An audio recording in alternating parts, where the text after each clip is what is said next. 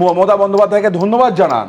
তার আমলে তিনি এমন একটা টাইম আনলেন, চাকরি পাওয়ার লিস্ট বেরোলো না, চাকরির চোরদের লিস্ট বেরোলো। এই বিরল জিনিস তো ভারতবর্ষের ইতিহাসে নেই। মমতা বন্দ্যোপাধ্যায়ের নাম পশ্চিমবঙ্গের ইতিহাস যতদিন থাকবে, ইতিহাসে স্বর্ণাক্ষরে লেখা হয়ে গেল, নামটা থাকবে তার। আজকে মমতা বন্দ্যোপাধ্যায়কে আমার মুখ্যমন্ত্রী হিসাবে একটা অনুরোধ করছি, বিরোধিতা থাকবে, পরে আসছি আমি। দেখুন, তৃণমূল কোনো প্রমাণ ছাড়া চুরি করে না।